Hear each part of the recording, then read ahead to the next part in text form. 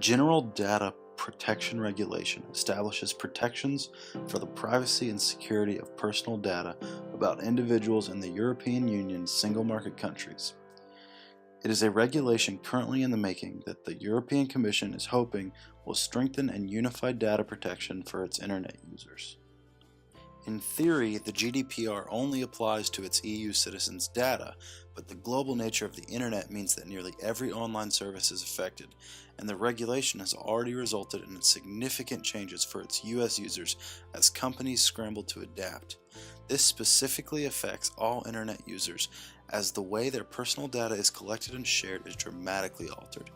Companies will have to conform to much more regulation, which could result in them asking permission to collect your data a lot more often. There will also be more opportunities to download all the data a company has on you. GDPR and US privacy laws share similarities, but are currently drastically different. First of all, they both have different definitions of what a data breach is. The standard criteria that triggers a data breach notification in the United States is an unauthorized access or acquisition of sensitive or personal data such as social security numbers or credit card numbers. The GDPR defines it more broadly as a breach of security leading to the accidental or unlawful destruction, loss, alteration, unauthorized disclosure of, or access to personal data. The European Union in turn defines personal data as any data that can be directly or indirectly associated with a living individual, a very broad scope that now includes, for example, IP addresses. Another difference is that there is a lower threshold that constitutes a data breach under the GDPR. Only breaches that pose a risk of harm to individuals' rights and freedoms must be reported. This concept is really non-existent in the United States. One last difference between US policies and the EU's GDPR policies is that the GDPR's safe harbor for strong security measures is more broad than the US. The GDPR provides that if an appropriate technical and organizational measures were in place to protect the data, then the company doesn't have to report the breach. In the US, the safe harbor for non-reporting is usually limited to data that is encrypted in storage and transit. I sat down with Marketing Director Jeff Andrews of Velocio, a one-of-a-kind technology partner specializing in modern business solutions for companies of all sizes, to discuss how GDPR policies are or are expected to influence their business. I first asked, how does GDPR affect your ability to find new customers and or keep current ones? His response was the ability to use information previously collected by other agencies or businesses played a prominent role in how they market their business to find potential clients.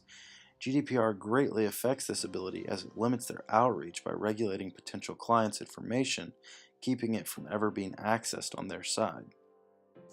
I then asked him, have you ever tested GDPR in your place of work, and if not, do you plan on attempting it? He said that they are very aware of the GDPR and its potential impact on marketing. They have limited some of their resources to somewhat attempt to simulate the effects of potential regulations, but they haven't instituted a full-scale test as it could directly affect their sales. Because of this, they do not plan on attempting it. However, they will have a plan of action if these regulations do make it to the US. Lastly, I asked him, do you believe the GDPR should be adopted in the United States? He responded that he understands how important these regulations are in protection of privacy. As a father, he said he can appreciate the efforts being made to prevent potential privacy leaks, but as a marketing guy, he believes these policies could result in an economic struggle as companies would have less of a database to outsource to potential clients.